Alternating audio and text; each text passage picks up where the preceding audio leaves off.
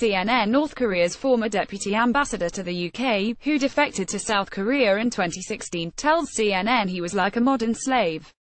"I did not want to let my sons lead a life like me," Tae Yong-ho told CNN's Christiane Amanpour on Thursday from Washington, where he was testifying before Congress. Tae, as a senior diplomat, was exposed over many years to a grim juxtaposition: the draconian Politburo that controls his country, and the freedoms of the countries in which he served. That was only heightened in recent years, under the leadership of Kim Jong-un.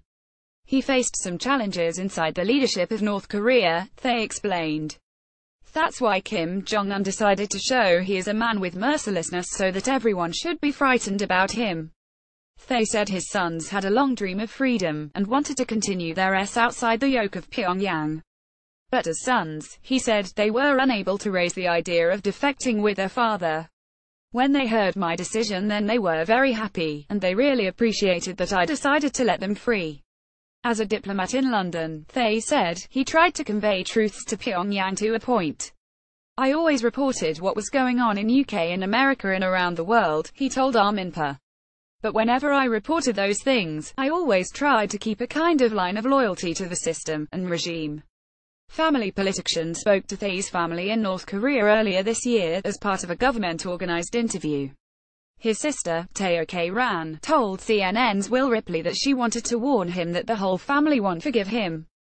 Tae's brother, Tae Yong-do, said Yong-ho brought shame on the family, and that they see him as nothing more than a propaganda tool of the South. "If I don't wash this sin away by myself, my sons and generations will have to work harder to pay for this," Tae Yong-do said at the time. Despite their harsh remarks, Tae Yong-ho said he was grateful that he was able to see video of his family. "I was happy to watch the interviews," he told Amanpour. "So far I think they looked okay. It made me very happy, because I was able to see anyway their faces.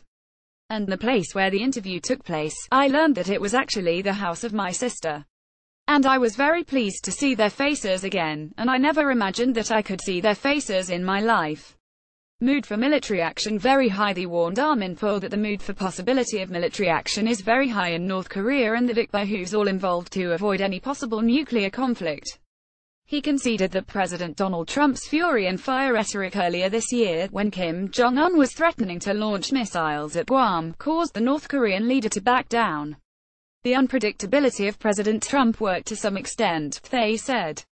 "But now I think that kind of exchange of rhetoric, warnings or whatever, are not necessary, and the most important thing is to dare the policy messages towards North Korea. The West must continue to make clear," he told Amanpour, "that North Korea will never be accepted as a nuclear state. The US and West should continue the current momentum of maximum pressure and sanctions. But in the meanwhile, the West and the US should try every possibility to open the dialogue with North Korea in order to tell North Korea that they would be destroyed if they continue in the current direction." CNN's Will Ripley and Tim Schwartz contributed to this report.